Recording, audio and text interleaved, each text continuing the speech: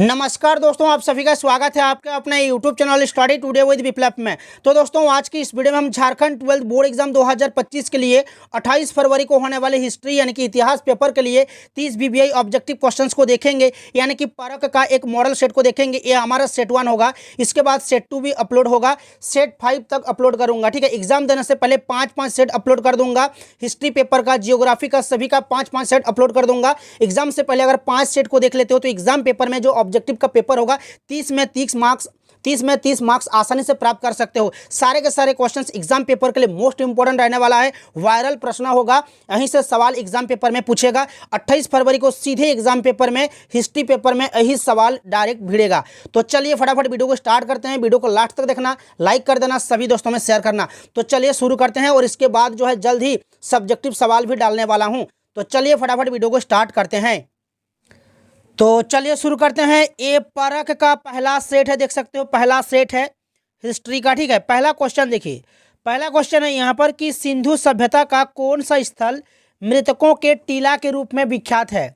सिंधु सभ्यता का कौन सा स्थल मृतकों के टीला के रूप में विख्यात है।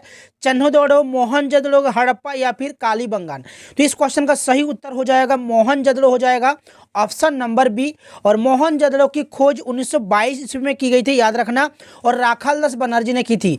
मोहनजोदड़ो की खोज किसने की थी? राखालदास बनर्जी, याद रखना, एग्जाम के लिए इंपॉर्टेंट है। नेक्स्ट सवाल, प्रश्न संख्या 2 कि महात्मा बुद्ध का जन्म कहाँ हुआ था। बोध गया में, लुम्बिनी में, सारनाथ में या फिर कुशीनगर में। तो महात्मा बुद्ध का जन्म हुआ था लुम्बिनी ग्राम में। ठीक है, लुम्बिनी आपका यहाँ पर सही उत्तर हो जाएगा। और ये महात्मा बुद्ध का जन्म कब हुआ था, ये भी एग्जाम में पूछा जाता है, याद रखना, 563 ईस्वी पूर्व में। ठीक है, नेक्स्ट सवाल है कि गुप्त राजवंश के किस शासक को भारत का नेपोलियन कहा जाता है। तो याद रखना समुद्रगुप्त। ठीक है, गुप्त राजवंश के किस शासक को भारत का नेपोलियन कहा जाता है। तो समुद्रगुप्त को। ठीक है, ऑप्शन बी सही होगा।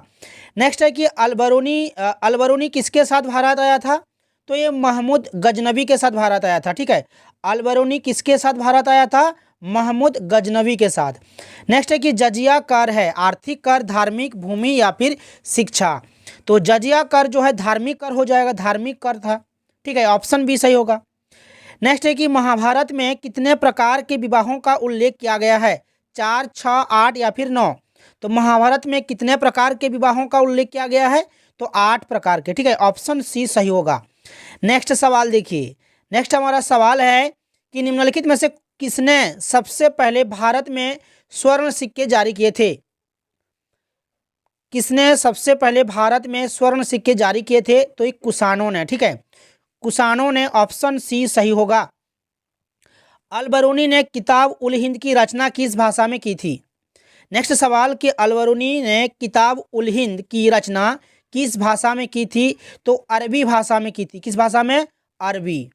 नेक्स्ट है कि प्रश्न संख्या 9 कि विजयनगर साम्राज्य द्वारा असैनिक और सैनिक सेवा के लिए दिया जाने वाला भूमिदान कहलाता है। क्या कहलाता है? जागीर, बिस्टी, इक्ता या फिर अमरम। तो इस क्वेश्चन का सही उत्तर हो जाएगा ऑप्शन डी हो जाएगा, अमरम। और याद रखना विजयनगर। ठीक है, विजयनगर साम्राज्य की स्थापना किसने की थी? हरिहर और बुक्का ने। याद रखना हरिहर और बुक्का। ठीक है, ये भी एग्जाम के लिए इंपॉर्टेंट है। नेक्स्ट सवाल, सभी से रिक्वेस्ट है वीडियो को लास्ट तक जरूर देखिए, वीडियो को लाइक कीजिएगा, सभी दोस्तों में शेयर कीजिएगा, और आगे के वीडियोस देखने के लिए चैनल को सब्सक्राइब करके रखिएगा। नेक्स्ट हमारा सवाल कि ब्रिटिश ईस्ट इंडिया कंपनी की स्थापना कब हुई थी। ब्रिटिश ईस्ट इंडिया कंपनी की स्थापना 1600 ईस्वी में हुई थी। याद रखना ऑप्शन ए यहाँ पर सही उत्तर हो जाएगा, 1600 ईस्वी। नेक्स्ट सवाल है कि 1857 के विद्रोह के समय भारत का गवर्नर जनरल कौन था। तो 1857 के विद्रोह के समय भारत का गवर्नर जनरल जो है लॉर्ड कैनिंग था। कौन था? लॉर्ड कैनिंग, ऑप्शन डी सही होगा। नेक्स्ट सवाल कि भारतीय राष्ट्रीय कांग्रेस के संस्थापक कौन थे। तो याद रखना भारतीय राष्ट्रीय कांग्रेस के संस्थापक ए.ओ. ह्यूम। कौन थे? ए.ओ. ह्यूम थे। और भारतीय राष्ट्रीय कांग्रेस की स्थापना कब हुई थी? भारतीय राष्ट्रीय कांग्रेस के संस्थापक ए.ओ. ह्यूम थे, और राष्ट्रीय कांग्रेस की स्थापना 1885 में की गई थी। ठीक है, ऑप्शन सी आपका यहाँ पर सही उत्तर हो जाएगा, एओ ह्यूम। नेक्स्ट सवाल कि सिंधु घाटी सभ्यता का सबसे बड़ा शहर कौन सा था? सिंधु घाटी सभ्यता का सबसे बड़ा शहर जो है मोहनजोदड़ो था।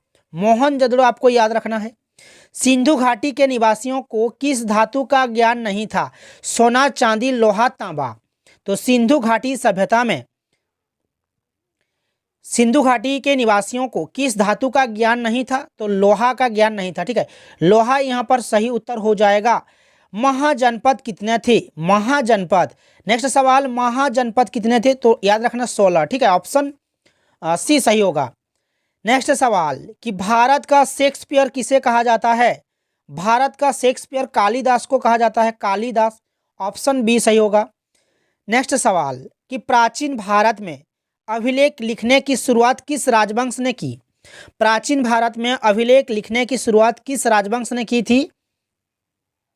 तो याद रखना मौर्य राजवंश ने। मौर्य राजवंश यहाँ पर सही उत्तर हो जाएगा। स्तूप का संबंध किससे है? जैनों से, बौद्ध से, हिंदुओं या फिर सिख। तो स्तूप का संबंध बौद्ध से है, ऑप्शन बी सही होगा। नेक्स्ट सवाल है कि सांची मध्य प्रदेश के किस शहर में स्थित है? सांची मध्य प्रदेश के किस शहर में स्थित है? तो रायसेन में। ठीक है, रायसेन आपका यहाँ पर सही उत्तर हो जाएगा। विजयनगर साम्राज्य की स्थापना कब हुई थी? नेक्स्ट सवाल 20 का कि विजयनगर साम्राज्य की स्थापना कब हुई थी? तो 1336 ईस्वी में। ठीक है, ऑप्शन डी सही होगा, 1336। नेक्स्ट है कि गोपुरम क्या है? गोपुरम क्या है? भू राजस्व का एक प्रकार, गाय का एक प्रकार, मंदिर का मुख्य प्रवेश द्वार या इनमें से कोई नहीं। तो गोपुरम, गोपुरम क्या हो जाएगा यहाँ पर? मंदिर का मुख्य प्रवेश द्वार को कहा जाता है गोपुरम। ठीक है, गोपुरम क्या था? मंदिर का मुख्य द्वार प्रवेश था। ठीक है, नेक्स्ट सवाल कि प्रसिद्ध विरूपाक्ष मंदिर कहाँ स्थित है? विरूपाक्ष, प्रसिद्ध विरूपाक्ष मंदिर कहाँ स्थित है? तो ये हम्पी में था। हम्पी यहाँ पर सही उत्तर हो जाएगा 22 का।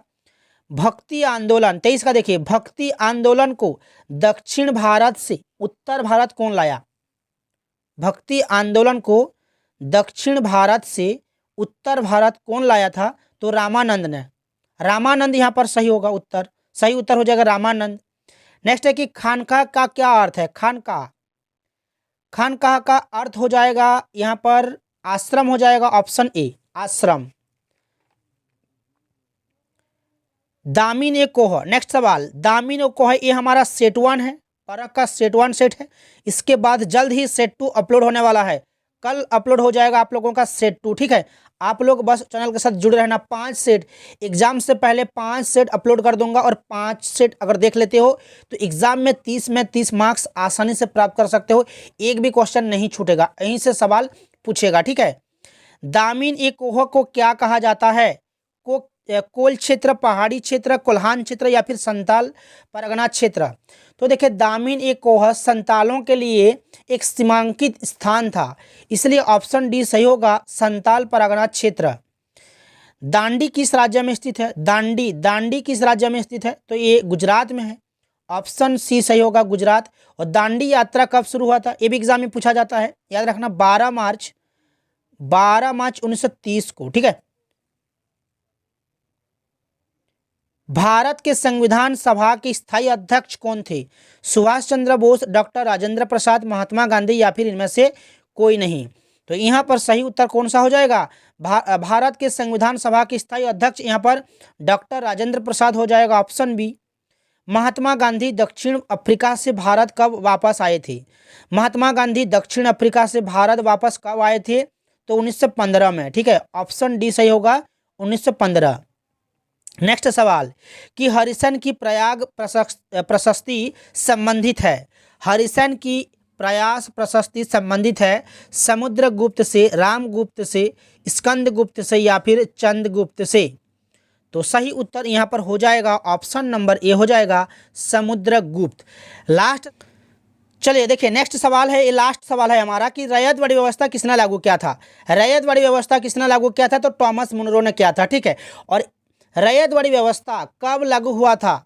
ये भी एग्जाम में पूछा जाता है। अगर किसी को पता है तो आप लोग कमेंट बॉक्स में लिख दीजिएगा, ठीक है। रैयत वाली व्यवस्था कब लागू हुआ था, इसका आंसर मैं नेक्स्ट वीडियो में भी बता दूंगा, ठीक है। तो आज का वीडियो कैसा लगा आप लोग कमेंट्स जरूर कीजिए, लाइक कीजिए, शेयर कीजिए और चैनल के साथ जुड़े रहने के लिए चैनल को सब्सक्राइब करके रखिए। तो चलिए मिलते हैं नेक्स्ट वीडियो में।